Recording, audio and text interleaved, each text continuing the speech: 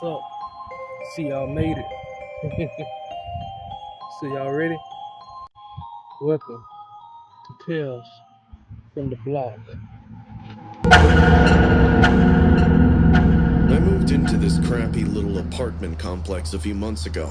It was this rundown 1970s looking place on the edge of the city. No elevator, weird smells in the hallway, but whatever. It was quiet, and that's all I wanted. The only unwanted part was my upstairs neighbor, Samantha. She was an older woman, probably in her late 50s or 60s, but she kept to herself. She never made eye contact, even when we crossed paths on the stairs. She would barely leave her apartment, and when she did, she always bundled up like she didn't want to be recognized. I thought she was just a basket case. Some nights I'd hear her pacing around for hours. She would often be heard whispering to herself, practicing lines over and over. You know you want me. I've been so bad. You know you want me. I've been so bad. I know you want me. I've been so bad. It wasn't sounding attractive, trust me. It was just sad, like she was trying to convince herself. Then, one day, I heard our landlord talking to another tenant about her, saying she's too old to do OnlyFans. It took me a minute to connect the dots. Anyway, fast forward to last month. It was a Thursday night at around 11 p.m. I'd just gotten home from a late shift and was eating cold pizza on my couch when I heard something upstairs that didn't sound like acting. It felt like a scream that was stopped in the middle. The silence was killing me because I expected to hear more like I usually did, but nothing. Before I could ponder on it, I heard a heavy thud right above me. I waited, thinking maybe she dropped something, but my gut feeling kept telling me something wasn't right. I grabbed my phone and quietly went up to her floor. The hallway was dark and empty, but Samantha's apartment door was open, not wide, just enough that I could see her bare feet on the floor inside, and they were lying still. I pushed the door open slowly and walked in. Samantha was lying on the floor in this red satin robe. Her mouth opened in a scream with her eyes wide open. There was a weird bruise on her throat, dark and fresh. I couldn't believe she was dead. It took me a minute to start dialing 911 on my keypad, and as I was doing so, I heard her toilet flush. My heart stopped. Someone was still in there. I swiftly ducked behind this crusty old couch just inside the apartment. It reeked like cheap perfume and cigarette ash, but I didn't care. I dropped to the floor and held my breath. I heard the bathroom door open, followed by heavy footsteps coming out, and then the door closing softly. Whoever was in there didn't want to make much noise, but at the same time, that person had no idea of the existence of a third person. I peeked in carefully to find this pale, bald man wearing a wrinkled trench coat. He began humming Elvis Presley very creepily. Wise men say, but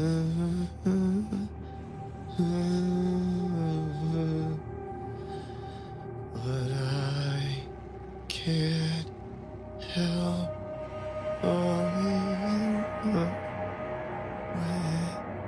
you. He slowly crouched beside her body and ran his hand down her face like she was still alive. You lied to me, said you were 20, acting like you were special. I then saw him pulling out this small blade from his coat pocket. It wasn't a kitchen knife, but rather a scalpel.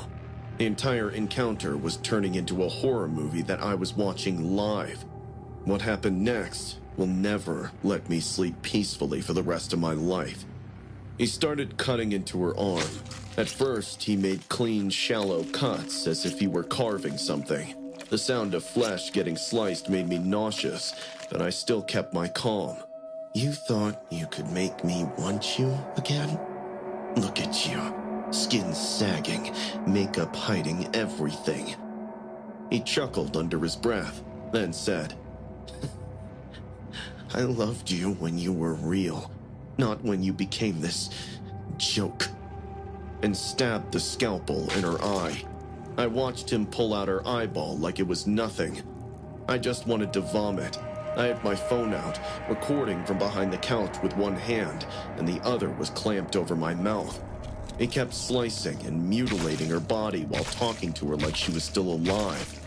You begged me to come back, remember? You said you'd do anything, and now, look, just lying there, like all the others. I was shaking so hard my phone nearly slipped out of my hand. He finally stood up and walked toward the kitchen, still humming that awful tune. I took the chance.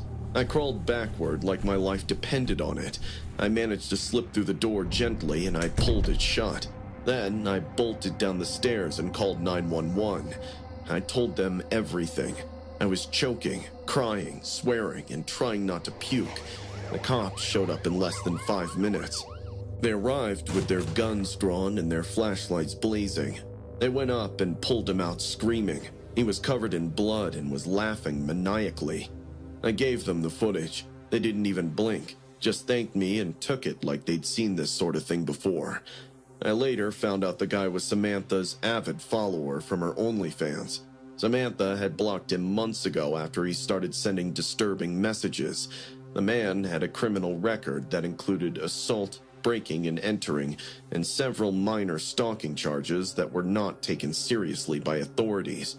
He'd been hiding in her apartment since earlier that day, just waiting to punish her for not being his perfect fantasy anymore.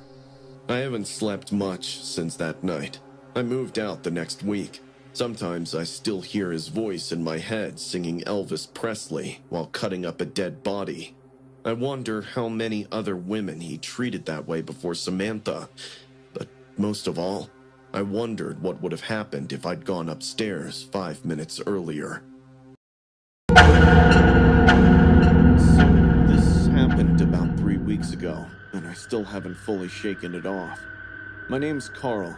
I'm 35, recently divorced, and had to move back into the city after things fell apart with my wife. I landed a job working late-night shift at a 7-Eleven in downtown LA. Not the nicest part, I'll be real with you. The area was rough and filled with addicts and thugs, but it was a job.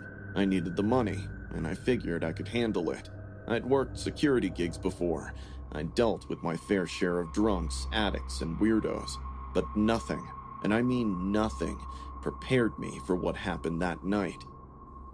It was a Tuesday, around 1 a.m. The store was almost empty, with one customer every 2 or 3 hours. I was restocking the gum rack behind the counter when I heard the door chime. I glanced up and saw this woman walking in. She walked in slowly, lanky, maybe in her mid-40s, with greasy black hair tied in a messy bun. Her clothes hung off her like loose paper. She wore a puffy green jacket over a dirty tank top, and her jeans were soaked around the ankles like she'd been through dusty, muddy alleys.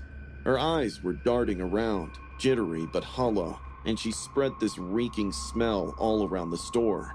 From her appearance, it wasn't hard to guess that she belonged to the Skid Row area. She mumbled something I couldn't make out and wandered toward the snack aisle. I kept an eye on her. We got tweakers in all the time, usually harmless, sometimes loud, sometimes annoying. But this one felt off. She wasn't browsing, she was just grabbing random stuff. Candy bars, trail mix, even a frozen burrito, just shoving it all into her arms with this weird sense of urgency, like she was on a mission but didn't know why. After a few minutes, she approached the counter. She plopped the pile in front of me and started fishing through her pockets. They were empty. She looked up and muttered, I have no money, but they're hungry too. I was confused. Who are they? She pointed toward the door. My friends. Can't let them starve. I looked past her. There was no one outside, just the flicker of a busted street lamp and a pile of trash bags swaying in the wind.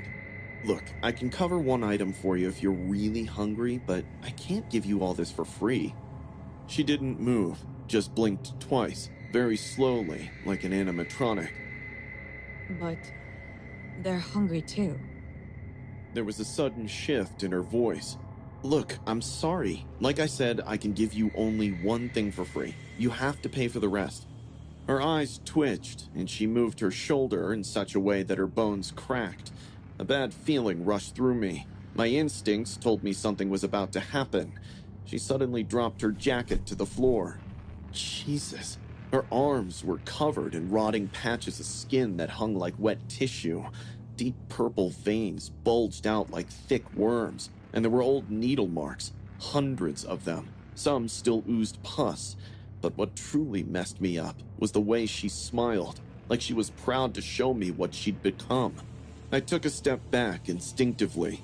Ma'am, I need you to leave now. I never leave hungry. Saying this, she started scratching, hard, frantic, nails digging so deep into her arms that skin began to peel.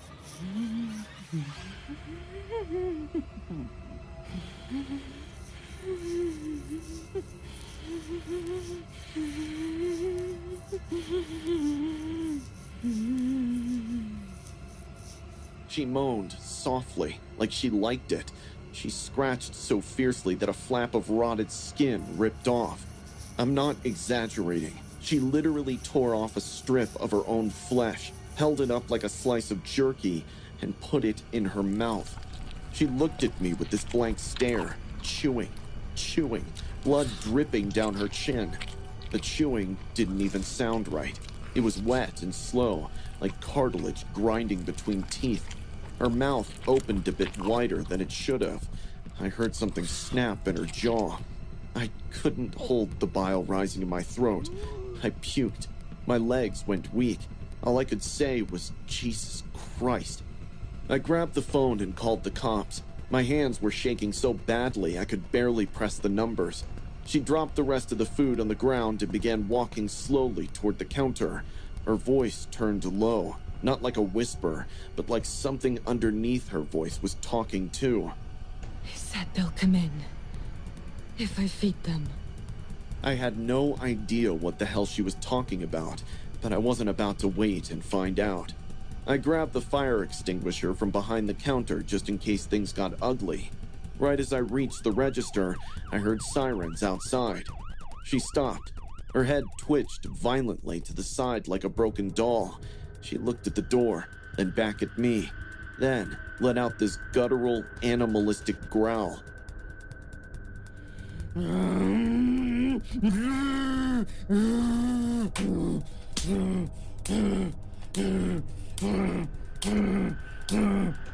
She dropped to her knees and started slapping herself. When the cops came in, she was still hitting herself, screaming and laughing at the same time.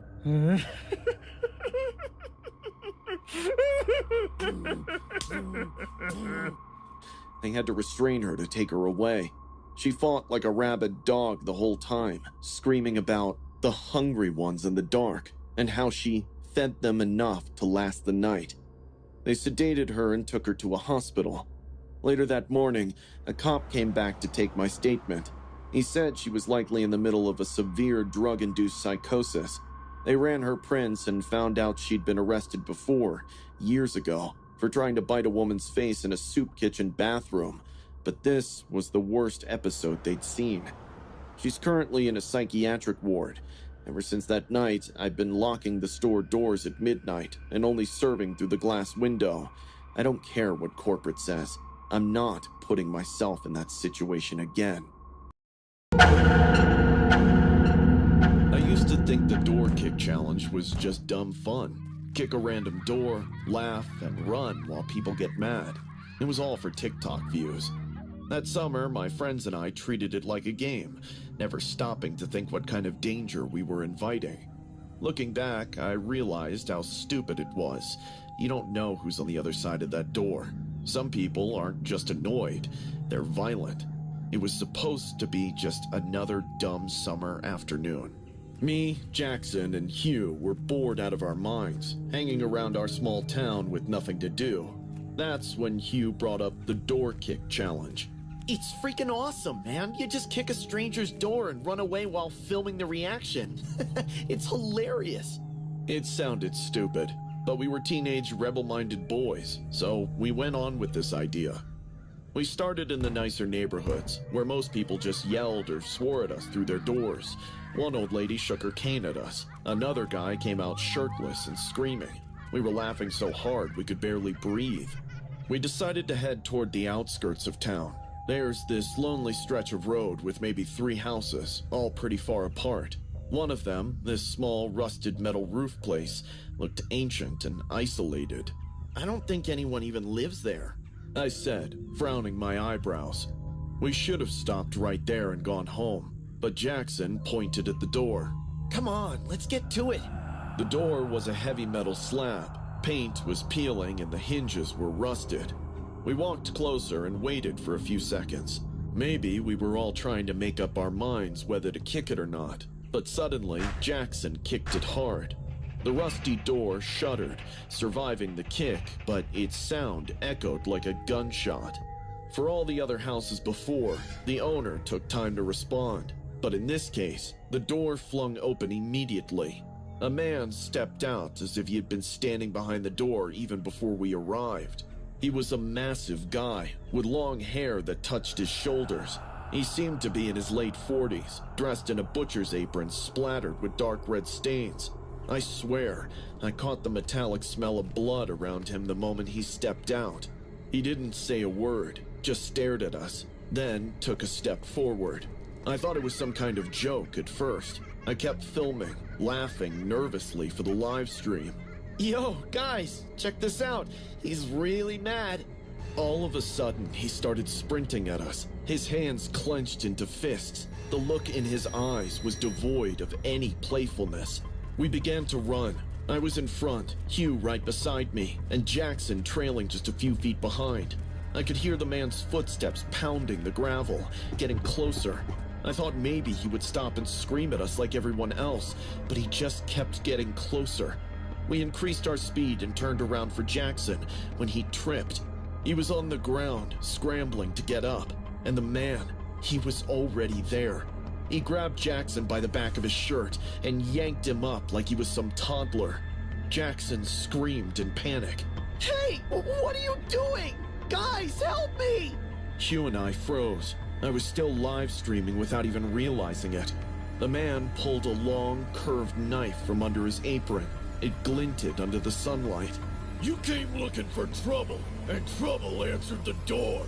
Smile for the camera. Your friends are still watching." The man grinned at us and started stabbing Jackson. We couldn't do anything than just watch and cry in terror. The scream that came out of Jackson didn't sound human. The man stabbed him again and again, fast and hard, until his body went limp. Blood sprayed across the gravel. I dropped my phone for a second, gagging. My legs felt like concrete. Hugh grabbed my arm, yanking me forward and shouting, "Run, Noah! He's gonna kill us!" We bolted down the road, screaming for help. My lungs felt like they were going to burst, but I didn't stop. I could still hear wet, heavy footsteps behind us. We reached the end of town and ran straight into a gas station, slamming the door behind us. The clerk jumped up when he saw us, and Hugh just shouted, "Call the cops! There's a guy! He killed our friend! Call 911!" He couldn't even finish the sentence without choking up. When the cops arrived, we told them everything. What happened, where the house was, and seeing our friend Jackson in his last few minutes.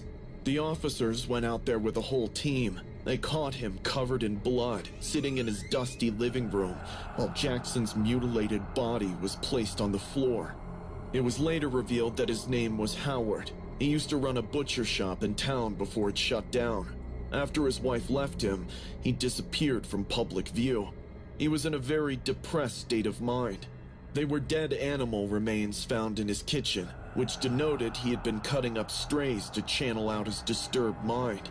When we kicked on his door, he was getting ready to go out and catch something more to kill. If, and only if, we didn't kick on that door, Jackson would have been alive. Hugh won't talk about it. My live stream ended the second I dropped the phone, but people who saw it before said they can't get Jackson's screams out of their heads. Me? I can still see the exact moment when Jackson realized he wasn't getting away. And that man's eyes, like he wasn't really killing a person, just preparing meat. I never went back to that part of town. Every time I see a heavy metal door, I hear it creak open again. And I remember what happens when you think you're just filming a harmless prank, only to find out the monster on the other side has been waiting for you. I don't usually talk about this. Most people in my life know me as someone who helps kids, someone who goes into schools and correctional homes to warn them about making reckless choices. But what I never say, the part I keep locked away, is that I do it because of something I did, something that's haunted me every single night since I was 8 years old. It was a warm summer afternoon. My mom was out in the garden trimming roses. I was inside with my little sister, Mia. She was 6. Mia and I were obsessed with WWE back then, completely obsessed. We'd watch it on TV, admiring Undertaker, Triple H, and all those larger-than-life guys. That afternoon, I told Mia, "Let's do the Undertaker's choke slam." She giggled like she always did, eager to play along. She trusted me too much. I grabbed her by the neck, pretending like I was in the ring. I lifted her, not even thinking about how small she was, how fragile. And then, I slammed her down. The sound that followed was something I'll never forget. Her head hit the floor with this crack, not like a toy breaking, not like something you could fix with glue. This was deeper, final. For a second, I thought she was just stunned, but then I saw it, the blood, a dark patch spreading quickly into the carpet beneath her head. "Mia? I shook her. Her eyes fluttered, but she didn't answer. Mia, wake up!" Panic clawed its way into my chest. My mom was right outside. If she saw this, if she knew what I'd done. I wasn't thinking like a sister. I was thinking like a scared kid who didn't want to get in trouble. That's the part that eats me alive. I dragged Mia across the floor, leaving streaks of red on the carpet, and stuffed her inside our wardrobe. She was so small, she fit right in. I shut the doors, pressed my back against them, like that would make it all disappear. But it didn't. At first, I just sat there, hands over my mouth, rocking back and forth. Then, I heard a thud, a kick against the inside of the wardrobe, and then another. Mia's muffled cries told me she was awake. I should have opened the door. I should have run for help, but I didn't. Instead, I turned on my stereo, blasting music, trying to drown out Mia's cry for help. Every kick, every cry was like a nail being hammered into my skull. I remember pressing my hands to my ears, whispering over and over, "It's okay. She'll be fine. She'll be fine." But the noise went on. The wardrobe shook. It all continued for 5 to 10 minutes. Then, dead silence. I felt bile rising in my throat. I knew what just happened, yet I was too scared to admit it. I sat there, crouched on the floor, tears streaming down my cheek, hoping everything will go back to normal. But who can rewind time? When my mom finally came inside, she found me sitting on my bed, staring at the wall. She noticed the blood on the floor and called for Mia in full panic mode. She might have asked me, but I couldn't make out her words in my head. It was as if I were in a trance. I came back to my senses only when Mom opened the wardrobe. Mia! Oh my god, my baby! Her scream still rings in my ears. Mia was limp. Her lips were blue. The blood had dried in her hair. And I just sat there, frozen, while my mother's world collapsed in front of her. The next days were a blur. Police, questions, whispers from neighbors. I ended up in juvenile detention. They said it was an accident, but that didn't make me innocent. Years later, I built my life around that one afternoon. I studied child psychology. I became a counselor. I stand in classrooms now, looking into the eyes of kids who remind me of Mia, and I tell them not to copy stunts they see online. I tell them one wrong move can ruin lives. But here's the thing. I don't just remember that day. I relive it. Because every night, when I'm lying in bed, I hear it again. At first, it's faint. A shuffle. A soft knock. Then, it grows louder. The rattling of wardrobe doors, shaking in the dark. Sometimes, I hear Mia's voice. Nellie, let me out. I'm scared in the dark. I know it's not real. I know it's guilt and trauma playing tricks on me, but it doesn't matter. Because when you've been the reason your baby sister stopped breathing, your brain doesn't care about logic. The rattling never stops. I've moved apartments, switched jobs, and even thrown out every wardrobe I've ever owned. But no matter where I go, no matter how safe or bright the room is, the sound always finds me. The worst part? Sometimes I see her. I'll wake up in the middle of the night, sweating, heart racing, and there she'll be. Mia, standing in the corner of my room, her little pajamas soaked in blood. Her head was tilted in that same unnatural way I last saw it, and her eyes, accusing. She doesn't speak when she shows up. She just watches me. Watches until I'm gasping for air, clutching the sheets, begging her to forgive me. Then, just as suddenly, she's gone. People tell me I've done good with my life, that I've redeemed myself by helping kids, but they don't know the truth. I didn't do it out of kindness. I did it because I'm trying to make up for something I can never undo. I know some people will say this is just guilt, that I'm punishing myself, but I don't think so. Because sometimes, late at night, when the wardrobe rattling gets too loud, it doesn't just stop like it used to. Sometimes, I swear, I hear the door creak open, and then the room goes cold. And I know Mia's not just a memory. She's still here, waiting for me to open the door. I still remember the exact sound the front door made when Annabelle closed it behind her that night. Soft, but with a little snap of finality. She called out, Don't wait up, Paul. in her usual sing-song tone. I shouted back. Text me if he's cute.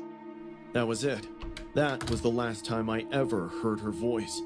She'd been so secretive about this guy. She only mentioned that his name was Chris, that he was a photographer who lived nearby, and that they had been talking on Snapchat for weeks. She never showed me his full face, only Snapchats with filters or cropped images. But she was glowing, suggesting she has totally fallen head over heels. I figured it was a harmless flirting phase and she would eventually get bored of it, but I wish it went out that way. That night, I was lying on my bed watching some videos on YouTube. The rain was tapping on the windows and Annabelle was out on her first date with her mystery Snapchat man. Around 11:17 p.m., I got a text from her. He's acting weird. I replied instantly. What do you mean? She didn't answer. A minute later, another message came. If I don't text back in 10, call me. That one set something off in my gut. I stared at my phone, suddenly cold. My fingers hovered over the keypad when the third message came in. I feel like he's hiding something. I called her immediately. It rang twice, then went to voicemail. I tried again and again, but she didn't pick up. That's when panic crept in. I told myself maybe her phone died, maybe they were just somewhere with no signal, but something didn't feel right. Annabelle never said things like that unless she meant them. I walked to her room, hoping maybe she'd left a note on where she was going with this guy or written in her iPad about any appointment. Her door was slightly open, the string light still on. I noticed her iPad sitting on the desk, the screen still glowing with activity. Snapchat was open, indicating that she had forgotten to log out. I hesitated for a second, then picked it up. My hands were trembling. I tapped into the chat with Chris. What I saw chilled me to my bones. Their conversation went way back, weeks of flirty messages, silly selfies, and inside jokes. At first, it seemed sweet, harmless. He complimented her art, sent black and white photos of his studio. But the deeper I scrolled, the more unsettling it got. He always avoided showing his full face. All his snaps had filters or shadows or were taken from hazy angles, not revealing his full face. I scrolled to the messages from tonight. Wear something red for me, and don't bring anyone. It's just us. Sure, whatever you say. I felt nauseous. I noticed something else, his snap map location. He used filters to fake being nearby. but in older saved snaps I saw weird inconsistencies. One said Denver, the next said Boulder, then Aspen, within minutes of each other. No one moves that fast. He was lying about everything. I stumbled on a saved video call from 3 nights ago. I hit play. Annabelle was laughing, tossing her hair and asking him about his latest shoot. He didn't speak much. He just nodded, smiled, and remained mostly in the shadows. For a moment, the screen glitched, and I saw a glimpse of his real face. He wasn't 20-something. He looked older, like 30, maybe more, and his smile didn't reach his eyes. Then I saw a message he sent earlier that night, right after Annabelle left for the date. She never opened it. "If you scream, no one will hear you." I called 911. Annabelle's body was discovered the next morning in the basement of an empty house an hour outside the city. She was strangled to death. Her phone was wiped clean. No fingerprints, no messages. It was like she'd never spoken to anyone. But her iPad, the one I'd found, was the key. Investigators recovered fragments from the cloud, unsent messages, broken video calls, one final snap taken automatically during a failed call. A week later, they caught the man. His real name was Mason Duval, 32 years old, drifter. He'd been using location filters and anonymous usernames to talk to girls. Annabelle wasn't the first, but she was the one who didn't make it home. It's been almost a month. Her room still looks the same. Her art is still on the walls. Her bed's still made. But sometimes I swear I hear the ping of a snap notification in the middle of the night, coming from her iPad. One time I opened it. It said, "Still with Chris, don't worry." But it wasn't from her account. It was from a new one. No Bitmoji, no name. I deleted the app that night. But I still see her on the quick ad list sometimes. Even though her account was deactivated, she's frozen there, smiling in a filter, like she's still online, still stuck in that last snap. And every now and then, late at night, I wonder if someone else is chatting with some random creep, not having the slightest idea that if they meet in person, the stranger might not let them live to tell the tale.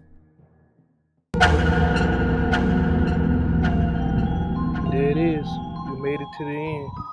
For those who made it all the way through, thank you. I appreciate it. And for those who didn't and who couldn't, scary ass.